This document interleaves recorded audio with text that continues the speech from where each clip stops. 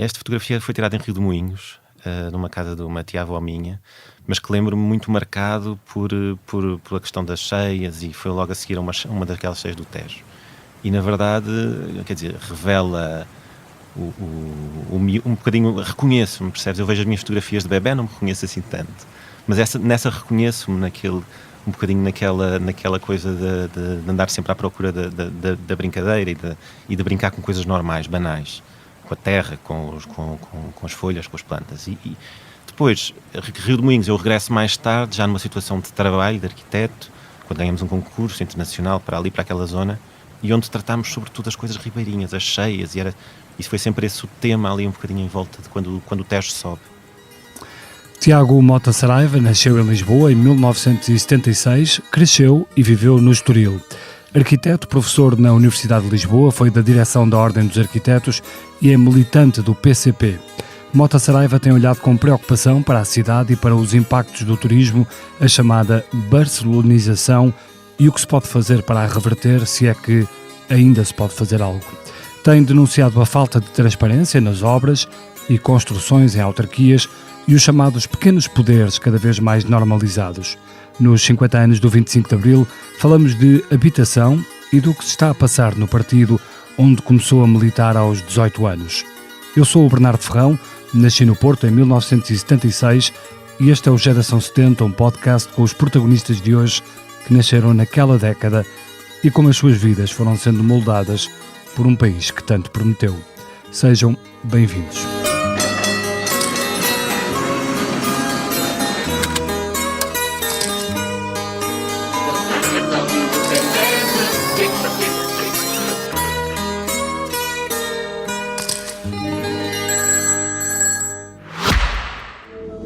Este é o início de algo extraordinário, onde a cada olhar desvendamos uma nova descoberta. O novo Kia EV9 representa a visão da marca para o futuro da mobilidade sustentável. Este SUV 100% elétrico é uma nova dimensão de evolução. Kia. Movement that inspires.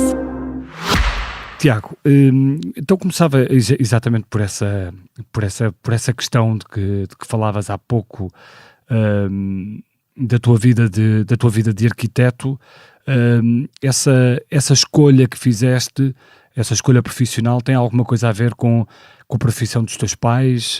Como é que isso surgiu? Não, na verdade, o meu pai chegou ao 12º ano e queria ser artista, queria se formar esta é a história que ele conta, queria ir para Belas Artes.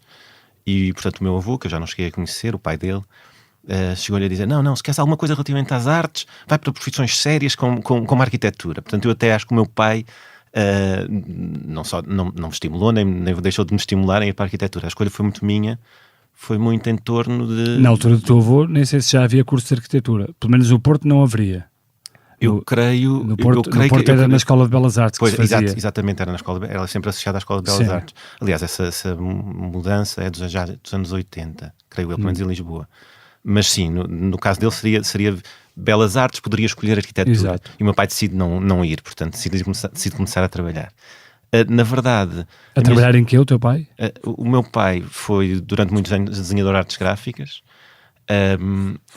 depois, mas continuou sempre, quer dizer, pós 25 de Abril teve ali uma interrupção nas artes plásticas, digamos assim, fez várias militâncias, trabalhou em sindicatos, nos metalúrgicos, como a desenhar, portanto, o meu pai fez muitos daqueles autocolantes que muitas vezes o Pacheco Pereira organiza em exposições, às vezes ele vai identificando as coisas que foi fazendo. Ainda guardas muitas desses? Ele guarda muito. E tu guardas? E tu tens em casa? Eu tenho alguns. Mas vou tentando, ele é muito organizado nessas coisas, portanto vou tentando que ele vá organizando estas coisas porque tem a ver muito com a nossa história, não é? Os teus pais ainda são vivos? Sim. E portanto, o teu pai foi esse artista, digamos assim, e a tua mãe acompanhava também? O que é que fazia? Sim, a minha mãe é professora de matemática, portanto teve ou seja, outro âmbito, mas pronto, quer dizer, na verdade aqui o que as artes plásticas e a questão, o meu pai esteve muito relacionado com as várias associações de artes plásticas que existiam na Sociedade Nacional de Belas Artes, mas mas também na Viragem, que foi uma associação de artistas plásticos de Cascais que teve alguma importância, foi a segunda maior do país, e nos anos 80 teve alguma importância, depois com alguma litigância com o município começou a haver problemas de espaço e sobretudo de expor, e na verdade nós tivemos de grande parte do país, eu trago algumas fotografias sobre isso, grande parte do país que eu fui conhecendo, foi um bocadinho, nós íamos com o meu pai de carro no Mini Vermelho, íamos de alguma forma em torno das galerias municipais do país, para onde o meu pai ia expondo, e isso é os meus anos 80. Tu trazes de facto essa fotografia, o tal Mini Vermelho, com o teu pai e com a tua mãe aqui. De que é que te recordas dessas viagens pelo país? De uma dureza, porque já não era um país de autoestradas, não é? Claro. E se calhar ainda bem. Mas era, eu lembro, por exemplo, de irmos a Chaves, e Chaves era muito longe mesmo. A ida daqui de Chaves. Mas deu-nos essa dimensão de reconhecer. Eu, por exemplo, agora, quando leio o Orlando Ribeiro e gosto bastante de ler, vejo essa dimensão das diferenças que nós temos. Basta uma serra, a mudança de uma serra, o atravessar de uma parte do país, do interior e o litoral. Há tanta diversidade, e isso eu trago muito para a minha arquitetura sempre, que para a minha, para a nossa, para as sugestões que a arquitetura não se pode fazer sozinha, na verdade, para a nossa. Mas essas coisas que nós vamos percebendo da realidade geográfica, dessas divergências do país, é muito interessante. E eu acho que vivi de alguma forma isso na forma como nós circulávamos pelo país inteiro. A tua educação, tendo um pai dedicado às artes, portanto, e claramente ligado ao Partido Comunista também, e a tua mãe também, Sim. A tua educação seguiu muito esse caminho. Foi por causa deles que tu decides entrar no Partido Comunista aos 18 anos? Não, acho que não. Ou melhor, há um conjunto de formação. Os meus pais, a minha mãe sempre foi muito clara comigo, nunca me levou para os pioneiros, nunca disse sempre, mesmo quando eu manifestava interesse em estar mais próximo, ela dizia-me sempre: não, tu tens a tua escolha a fazer aos 18 anos. O que me levou, eu acho que eles saíram ambos em situações diferentes, em nenhuma grande movimento de saída do PCP, na verdade, um e outro por situações específicas, mas terão saído mais ou menos no início dos anos 90, e a minha militância começa em 94, e inscrevendo-me na JCP. Na verdade, eu acho que e o meu arco de amigos até era fundamentalmente do ponto de vista das minhas discussões políticas, era com gente que na altura era PSR, que na altura anarquistas, muitos, havia em Cascais, e na minha escola São João de Estoril havia muitos anarquistas, mas eu acho que portanto, a gente queria formar depois o Bloco de Esquerda. Sim, os anarquistas não tanto, mas... o PSR. Sim, exatamente. Mas de certa forma há uma lógica de formação política que tinha a ver também com as coisas que eu ia lendo, ou seja, é contemporâneo. É óbvio que passei muitos tempos em centros de trabalho do PCP, sobretudo com a minha mãe, que tinha uma atividade em Cascais mais significativa. Mas eles estavam muito dedicados ao partido, os teus pais? Sim, quer dizer, eu acho que ambos fizeram no pós-25 de Abril. A minha mãe e os meus pais já tiveram algum histórico antes do 25 de Abril. Nenhum deles militava no PCP, mas tanto um como o outro tiveram uma outra questão com a PIDE à porta. Posteriormente, sim, quer dizer, eu aliás sou um filho disso, porque eles conheceram-se em associações de moradores, portanto, numa associação de moradores. E na verdade eu acho, mas sinceramente nunca me houve muito uma lógica de me impingir coisas, nunca houve. Mas aos 18 anos, portanto estavas nos anos 90, que questões é que atormentavam o jovem Tiago para se juntar ao PCP? Quais eram os problemas de que te lembras? Um certo desejo de igualdade e um certo sentimento de crítica para com o partido que sempre tive e sempre mantive. Agora, o que eu acho é que essa crítica deve ser trabalhada ali e deve ser, acho que sobretudo a grande questão aqui tem a ver com o sentimento de igualdade, ou seja, de uma luta de igualdade, e também uma coisa que me liga à arquitetura, que é projetar um sonho, ou seja, projetar a construção de alguma coisa que possa ser melhor do que temos hoje, do que vivemos hoje. Portanto, é um bocadinho isso, essa vontade de intervir e de mudar uma realidade que é muito, que nós, quer dizer, que não nos é muito difícil, que é esta realidade muito cinzenta em que vivemos hoje e muito pouco apaixonante como realidade social. E não sentes que essa luta é um pouco inglória? Não, o Álvaro Cunhal dizia uma coisa. É difícil atingir essa igualdade, esse sonho projetado que falavas. Mas a construção é já de si bonita. O Álvaro Cunhal dizia uma coisa muito bonita, que era, pronto, é uma utopia, mas a utopia é o caminho mais direto para a emancipação dos povos. Portanto, se nós não sonharmos que vamos conseguir construir, ou pelo menos que vamos começar a construir uma emancipação, um ideal de igualdade, nós vamos andar a votar ou a construir uma lógica de comparativo entre um e outro, uma lógica em torno do ódio do outro que tem mais isto do que eu, e isso não é de facto o plano onde eu quero trabalhar. É um plano bastante. Eu fico sempre muito iriçado quando há uma comparação entre o comunismo e o fascismo. O comunismo aposta claramente numa lógica de construção de uma coisa que é para todos vivermos melhor. O fascismo aposta numa lógica de todos olharem-se uns para os outros e odiarem-se entre eles. Mas são ambos muito impositivos. Mas o comunismo é uma construção. Nenhum país atingiu o comunismo. Portanto, para os comunistas não houve comunismo ainda hoje. Portanto, é uma construção que é feita... E não é nessa medida um projeto falhado, o comunismo? É um projeto em construção sempre. Porque também... Mas com provas reais de que falhou? Que não houve nenhum país que nunca se tenha declarado como comunista. Sim. Nem a União Soviética, não é? Sim. Nunca se declarou como país comunista. Aliás... Sim, mas o projeto era esse, não é? O projeto era um caminho, ou seja, o socialismo, e depois, por exemplo, o PCP tem como a esquerda do PCP fala-se refere-o sempre como PC, e o PCP diz sempre PCP, porque é a via portuguesa de construção desse projeto socialista, e quando digo socialista, no sentido de evolução para um comunismo, ou seja, de uma sociedade sem classes, sabendo isso, que nós estamos numa construção imediata e que por isso é também difícil dizer que acabou. É importante esse último P, o P de português. Porque pode criar uma solução. Isso tem a ver com é-nos difícil, por exemplo, quando o poder é transnacional, é-nos difícil, por exemplo, exercer a democracia. Ou seja, nós hoje, as taxas de juros aumentam. Nós hoje não sabemos a quem é que nos queixamos, onde é que nos vamos manifestar contra o aumento das taxas de juros. O nosso governo está a dizer que é contra o aumento das taxas de juros. Ou seja, temos um poder que se impõe, que se expressa em Portugal, que é transnacional e que está mais ou menos ok. Nós se calhar visualizamos a senhora Lagarde, mas depois não temos esse... No sentido... na nação temos isso. Embora eu, por exemplo, quer dizer, para mim é muito claro que um trabalhador espanhol faz a mesma luta que o trabalhador português. Mas consegues distanciar-te e ser crítico do PCP em determinados momentos? Sim, bem, quem então, sobretudo dentro do partido, quem me ouve, sou um chato.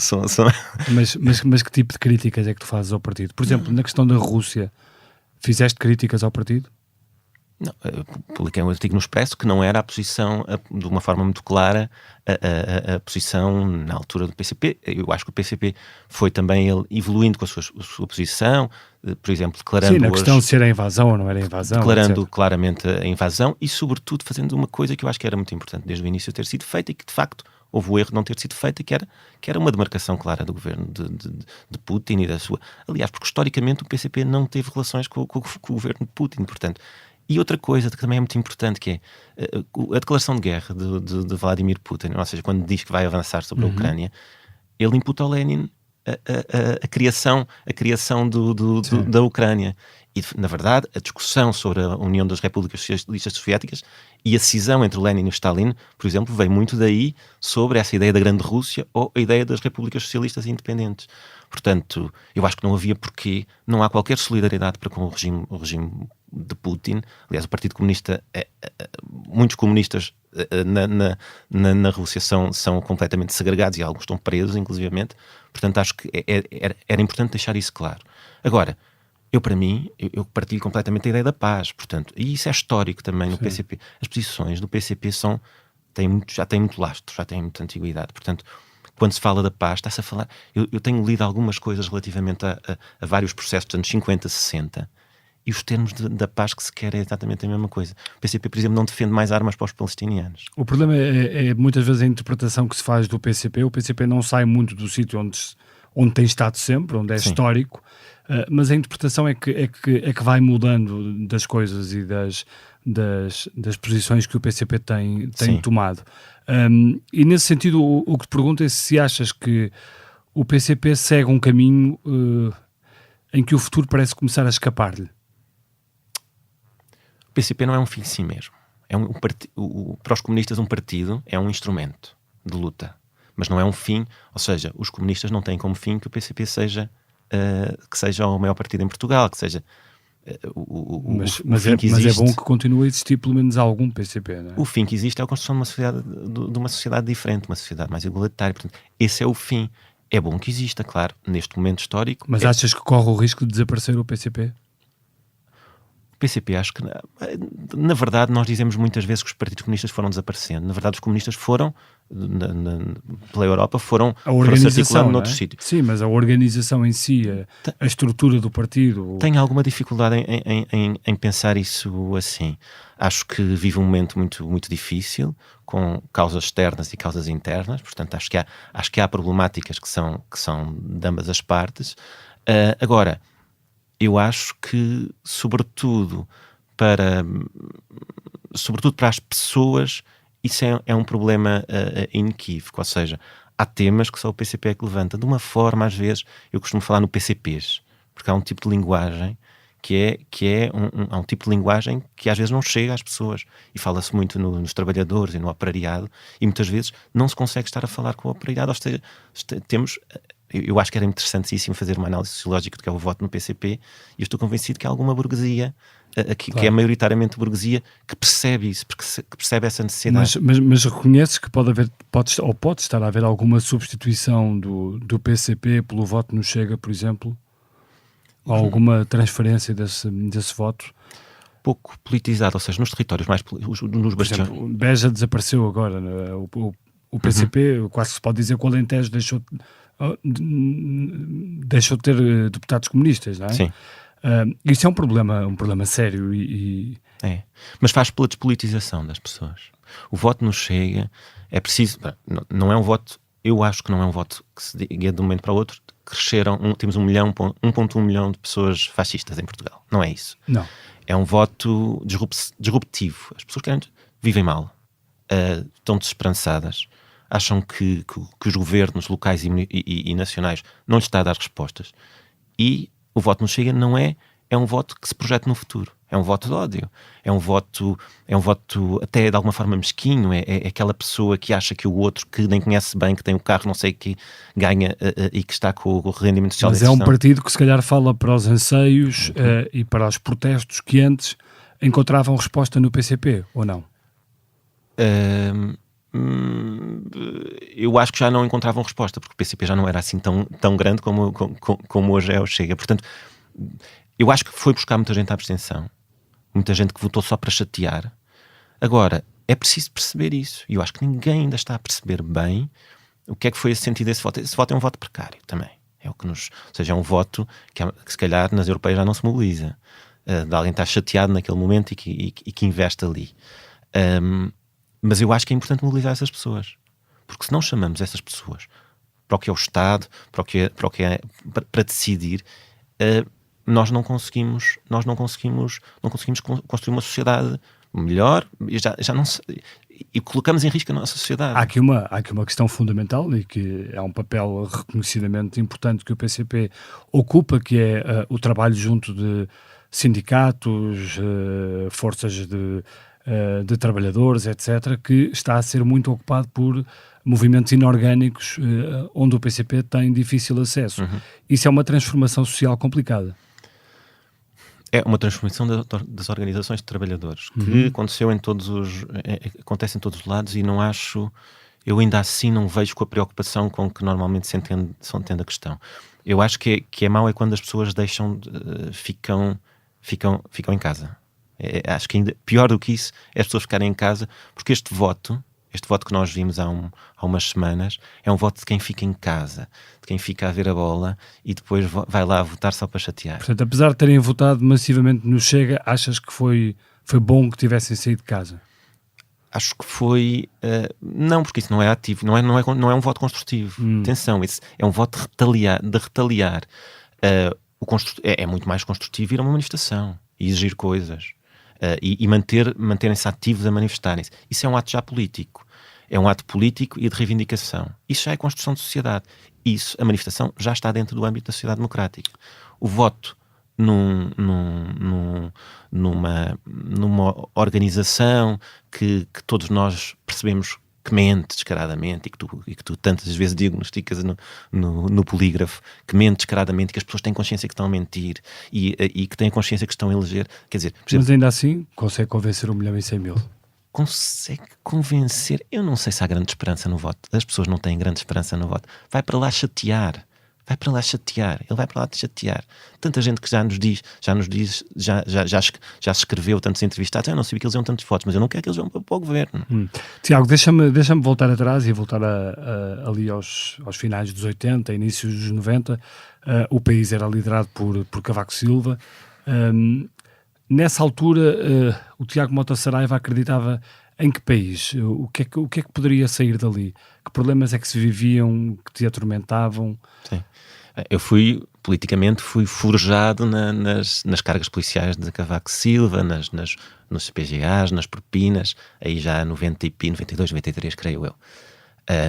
E na verdade, eu não guardo grande memória política. Eu lembro-me quando o António Guterres ganhou as eleições.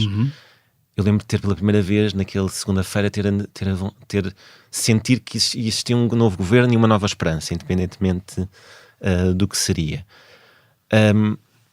Eu acho que agora vemos o que foi o desenho de um país, e eu coloco também a questão muito a nível do território, esta questão das autoestradas, do desinvestimento na ferrovia, tornou-nos num país, os próprios grandes programas de habitação, o PER, por comparação, o Programa Especial de Realojamento, que Cavaco apresenta, muito pressionado por Soares, numa presidência aberta. Cavaco vem com a resposta do PER, mas faz tudo aquilo um bocadinho contra a arquitetura, ou seja, tudo um bocadinho negociado, na maioria dos casos, negociado entre municípios e empreiteiros, em que o arquiteto era assim uma coisa... Sim, mas apesar de tudo avançou-se bastante nesses anos. Deu-se casa a construir-se problemas.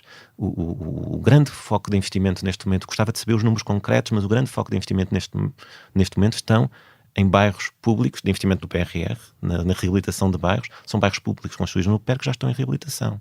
Porque os bairros mais antigos, ainda assim, até do Estado Novo, muitos deles eram relativamente melhor desenhados, mais cuidados, e foram-se integrando também os bairros. Para já não falamos bairros económicos, os bairros de Alvalade, por exemplo, hoje, em Alvalade, em Lisboa, onde muita gente quer viver, toda a gente diz, casas pequeninas, porque eram bairros económicos, claro, mas bem desenhados, com um bom espaço público. O PER fez exatamente o contrário. Não é justo dizer isto. Há bons casos do PER, mas no essencial são maus casos em que retiraram as ciências sociais do problema, entendia-se um entendimento... Mas é um país que nessa altura avança do ponto de vista económico, que dá mais qualidade de vida às pessoas, ou achas que não? Consegues reconhecer isso? Claro que sim. Quer dizer, o salto que nós demos do 25 de Abril, naquele início dos anos 70, de país, é muito superior ao que demos na altura de Cavaco Silva. Do ponto de vista social, nós tínhamos as campanhas de alfabetização, tínhamos um país que é uma coisa que eu e tu já não conseguimos bem imaginar o que era viver naquele contexto.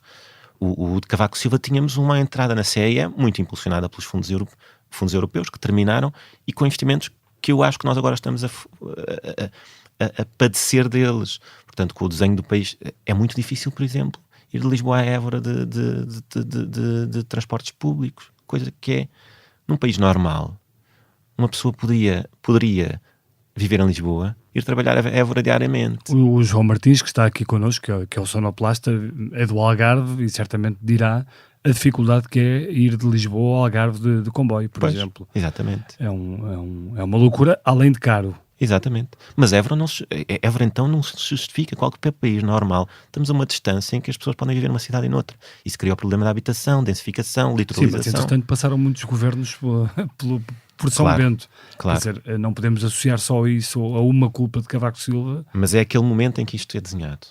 É aquele momento de desarticulação da ferrovia, por exemplo, é aquele momento que é desenhado. Depois continuou-se. E continuou-se também sem dar grandes respostas a isto. Durante aí, Guterres, todos os outros ministérios, é óbvio que houve avanços civilizacionais, é óbvio que as pessoas foram vivendo progressivamente melhor, mas hoje temos uma coisa um bocadinho destruturada, e isso nós todos reconhecemos, seja ao nível da habitação, território.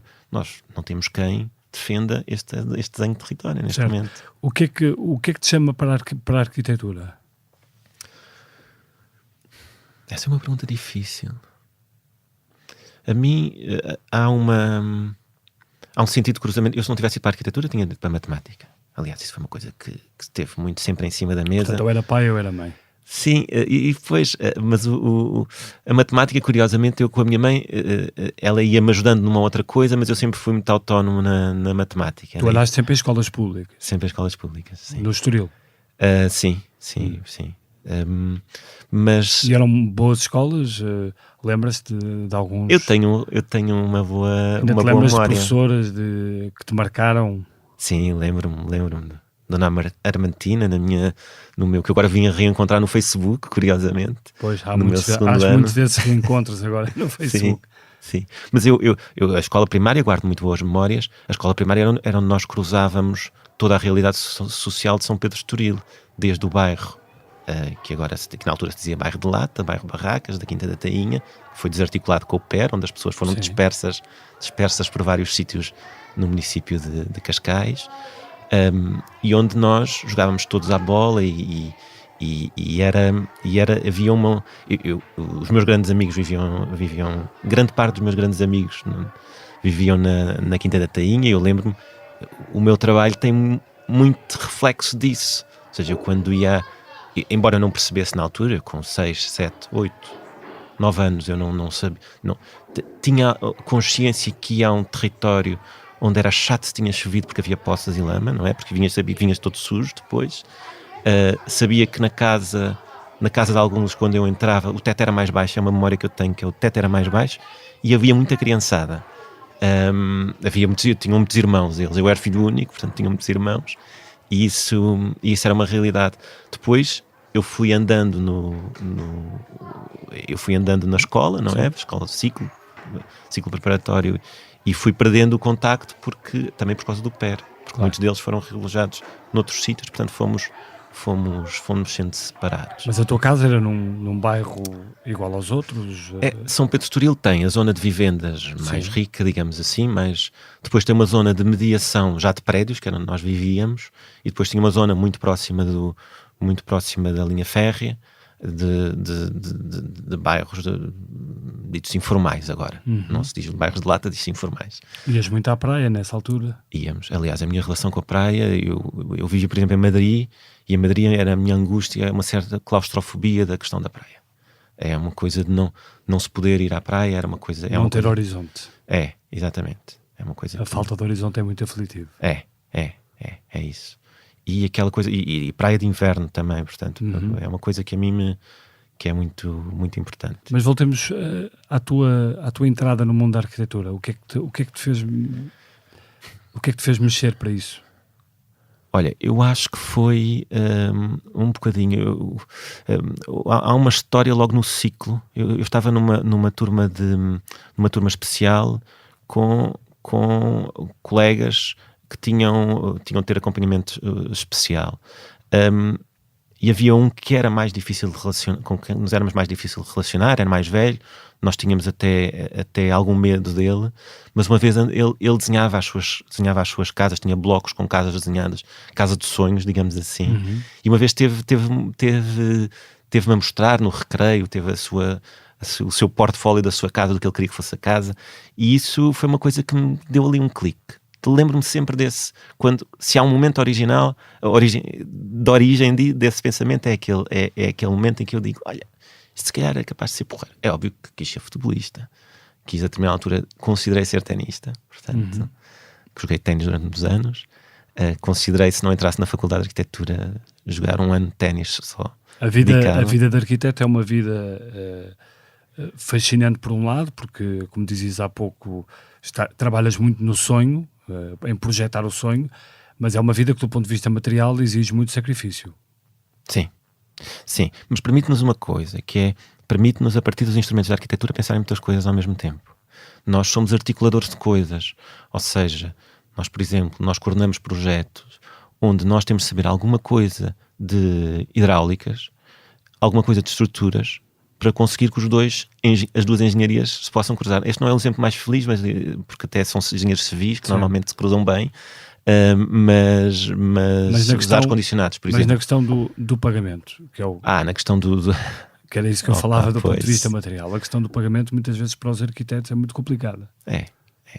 Porque mas é muito complicada, E é sobretudo uma cá. profissão com muita gente, bastante saturada, ou não? E ninguém percebe que um bom projeto é muito mais económico. Ou seja, poupa-se muito com um bom projeto. Eu acho que isso é uma coisa que é uma coisa que eu estou continuamente a repetir. Que é poupa-se muito. E na verdade, há um exemplo que nós fizemos nós fizemos a assessoria técnica à Fundação Carlos de Gulbenkian no apoio à reabilitação das casas de Pedrógão. E na altura nós estivemos durante não demorámos muito tempo a fazer os projetos, mas a determinada altura diziam-nos entrega porque o Presidente da República quer inaugurar, havia esta pressão.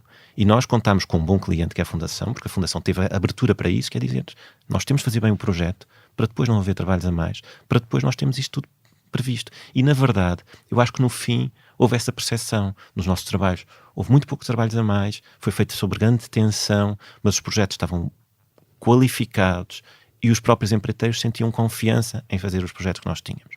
Nessa medida, há pouco, 1%, ou seja, normalmente, bem pago um projeto é 5%, um projeto, e estou a falar de projetos de arquitetura, de engenharia, todos os projetos necessários, 5% do valor da obra.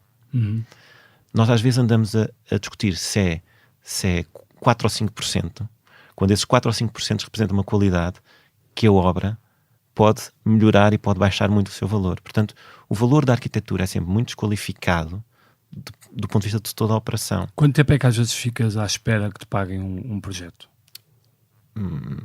Nós trabalhamos muito para o Estado. Não é anormal 9 meses. 9 meses. Significa que já pagamos o IVA. Pois. Portanto, nós adiantamos normalmente o IVA. Não é anormal 9 meses. Agora, neste momento, nós devemos estar com a média de 3 meses. Portanto, é no limite do IVA. Sim. E isso para sustentar um escritório, para sustentar pessoas que trabalham contigo, projetistas, outros arquitetos, etc., é muito complicado. E eu passo grande parte da minha vida nessa dor. Aliás, isso era... Eu na faculdade dizia sempre que um ateliê, eu não quero ter ateliê já, eu quero ter aos 50, que na faculdade quer dizer, agora parece muito próximo, estou a 3 anos dos 50, mas na faculdade quer dizer que não quero ter. E na verdade nós criámos os primeiros ateliês e criei sempre com outras pessoas, muito em função, não tínhamos contratos, não tínhamos de segurança, queríamos iniciar a nossa vida profissional e não tínhamos qualquer tipo de segurança. Na verdade, todos os ateliês que eu constituí, e são só 2, na verdade, um que durou 2 anos com amigos da faculdade e depois outro também com amigos da faculdade, mas sobretudo com a Andréia, com quem mantém esta sociedade, e nós sempre definimos que nós já queremos cumprir as questões laborais, portanto temos toda a gente a contrato, sempre, e sempre tivemos assim de... A questão de, porque falamos de arquitetura e também de uma certa organização do país, muita dela que não foi feita, a questão da habitação, achas que é a grande peça que nos marca nestes 50 anos do 25 de Abril? Ou uma das grandes peças, não sei se... É uma das... Nós agora temos também sob risco a democracia, atenção. Eu acho que estamos a viver tempos muito, muito negros em que as pessoas já começam até a poder, assim, a dizer que podem abdicar dela. Mas a partir da habitação nós podemos salvar a democracia. Eu acho que nós trabalhámos em vários erros, coisas que já se sabiam até das experiências internacionais, já sabiam que não iam resultar. Por exemplo, há uma coisa clássica e que ainda hoje estamos um bocadinho a repetir, que é: a habitação não é só da porta de casa para dentro, é tudo o que está à volta. O espaço público, as escolas, os equipamentos, os supermercados, tudo isso faz parte de uma questão de bairro e de uma lógica de integração das pessoas. Esse viver em comum. E essa estratégia macro está a falhar? Falha. Sim. O desenho das cidades falha muito. As respostas que nós temos por exemplo, no outro dia estava a dar uma aula na Faculdade de Arquitetura sobre as cartas municipais de habitação. E há muito poucas feitas nos municípios, é uma coisa relativamente nova, mas há muito poucas feitas. E, por exemplo, eu dizia que em Lisboa não se pode pensar uma carta municipal de habitação sem se pensar o futuro da zona do aeroporto, que é o grande sítio, o grande vazio que há de ficar, e que nós temos de pensar como é que vamos fazer. Mas, em torno desse vazio, foram empurrados para lá uma série de bairros PER, que estão lá isolados, com o muro do aeroporto à volta, e que vai ser a nossa oportunidade de cozer as malhas da cidade e o fim da cidade, do município de Lisboa. Portanto, esse cruzamento com a habitação e com o urbanismo, que é o que eu defendo, é a minha tese no fundo agora, que é grande parte da construção é habitação, mas também tem de ser urbanismo. É um bocadinho a forma como eventualmente nós vamos conseguir responder à crise até da democracia, porque as pessoas fecham em casa, começam imediatamente a ter medo do outro, a ter medo de quem vive ao lado. Rapidamente essa angústia e o medo espoleta o ódio, e depois do ódio temos a escalada que nós já sabemos. E porquê que tu achas que chegamos até aqui, que esticámos tanta corda, deixámos a situação ir tão longe, com pessoas que não têm casa, com pessoas que não têm como pagar a casa? De facto a situação é muito trágica. Bem, eu acho que nós tivemos muita gente a ganhar com este sistema. Sobretudo, os bancos ganharam muito dinheiro, seguro. O melhor negócio bancário é o crédito imobiliário aos mais pobres. Sim, mas também ajudaram muita gente a ter casa. Ajudaram muita gente a ter casa, porque a casa foi feita a partir da lógica que tinham de ser proprietários.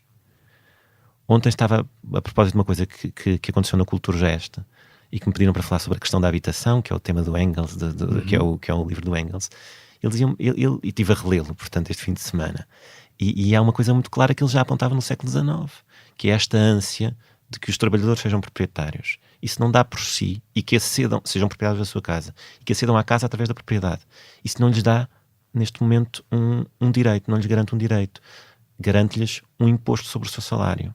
Ou seja, diminui o seu salário. O nosso crédito é uma diminuição do nosso salário. Sim, mas também lhes dá a liberdade para, por exemplo, com essa casa vender ou mas alugar, mas não fica no mesmo sítio. E alugar uma outra, ou seja, ganhar um dinheiro extra para muitos deles. Quer dizer, a casa é um bem ativo. É um bem que fica com aquela família que pode passar de geração. Certamente, mas o que estamos a ver agora é que as pessoas que vendem as casas nos sítios onde estão não conseguem, por valor alto, mesmo encaixando isso, têm de viver noutro sítio. E sabem que não conseguem continuar a viver ali por causa desta marcação de mercado. Isso é o problema neste momento. Ou seja, as pessoas de facto percebem que têm um ativo inesperado, aliás, com um valor para o qual as pessoas não ganharam, porque tiveram o crédito, foi através do crédito que, ou seja, as remunerações não acompanharam os valores das casas, está inflacionado, mas também sabem que, sob risco, sob pressão de venda, têm de sair daqui destes territórios.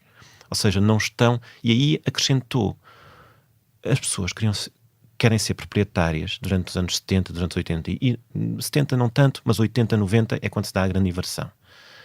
As pessoas queriam ser proprietárias não porque quisessem ser proprietárias numa primeira fase, mas porque queriam fixar, ou seja, queriam ter a segurança que o senhorio, que o inclinato não dava. Isso neste momento já não é bem assim. Ou seja, agora as pessoas sentem-se isoladas com o banco e a tentar negociar uma diminuição de renda ou uma saída, mas sabem que não se conseguem manter nos territórios ou que têm de diminuir a casa. A situação de Lisboa tem solução fácil, não terá certamente, mas uma nem solução rápida. Pois, nem rápida. Eu acho que há uma outra coisa que se tem de trabalhar mais. Primeiro, as soluções, a questão da habitação pública, damos de barato, que tem de ser construída, e há 10 anos os municípios por todo o país andavam a vender casas. E que isso seja parado é já a primeira vender as suas casas. Que isso seja parado é já uma boa iniciativa. Segunda questão, eu acho que para resolver dentro do nosso período de vida, nós vamos ter de nos mobilizar, vamos ter de chamados a vir a jogo.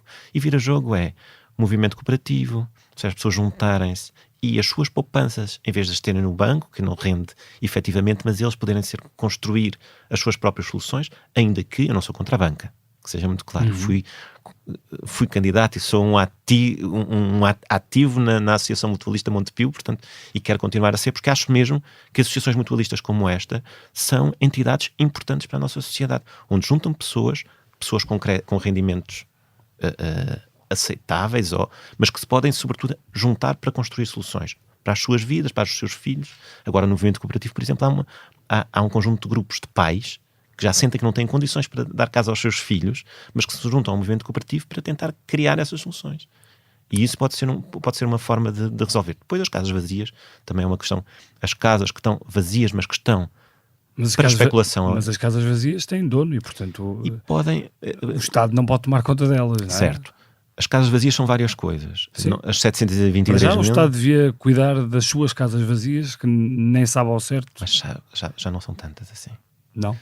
Não. Os dados que temos já são... Ou seja, já é um bocadinho um mito, já foi muita coisa vendida e já não há capacidade para dar resposta ao problema neste momento. Sim, mas quem fala em casas, fala em quartéis, fala...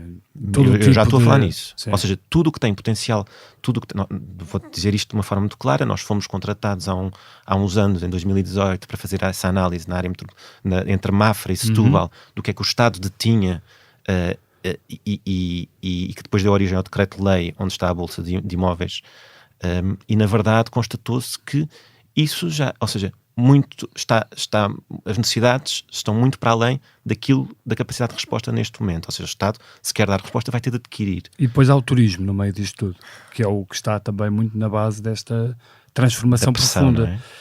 Sim, mas o país vive muito à boleia desse turismo. O turismo está a tornar-se estrutural para a nossa... Eu também não quero um país sem... Eu não quero deixar de ser turista onde podemos ser. Portanto, eu acho que há aqui sempre uma coisa, um receio de entrarmos na ideia da turistofobia, portanto, contra o turismo, mas também em sociedades que estão completamente dominadas e todas elas feitas e viradas para o turismo, que torna a coisa muito precária. E estamos a ficar assim? Lisboa, por exemplo, está a ficar Lisboa nisso? está em alguns territórios. Eu já não vou...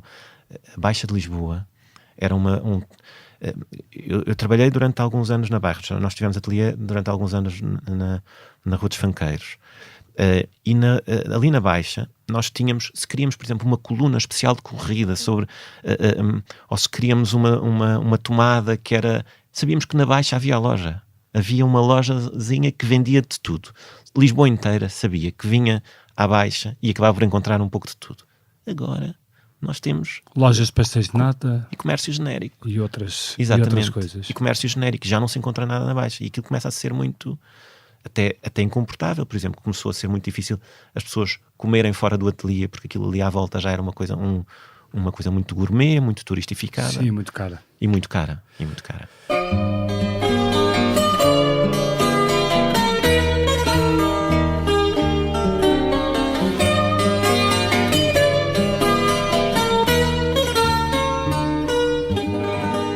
Tiago, vamos passar à nossa segunda parte do podcast e eu peço-te pela tua desilusão. Olha, a desilusão é aquela...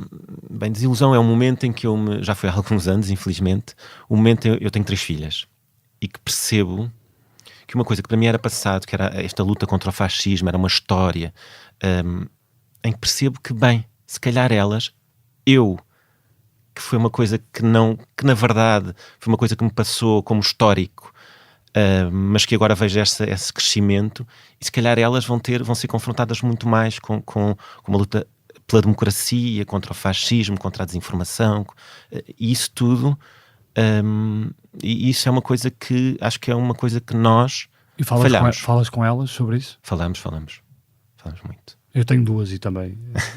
essas conversas... E preocupas, e é uma coisa que as preocupa, porque elas sentem isso também nas escolas, nas respectivas escolas, nos seus colegas, em várias idades. Portanto, tenho 17, 11 e 6, portanto, a de 6 não tanto, não é? Mas vibrou com estas eleições. A tua inspiração?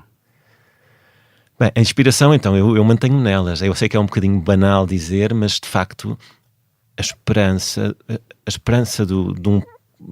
de um pai e de uma mãe é sempre a construção do ser humano, não é? A construção de uma vida que vai ao teu lado e que depois assume, e sobretudo a esperança de te reconheceres melhor. Portanto, de ver que são melhores. A música que trouxeste, não sei se terá certamente aqui uma mensagem subliminar, é o Preciso de Me Encontrar, Sim. De Cartola. Sim. Esta música diz-te o quê?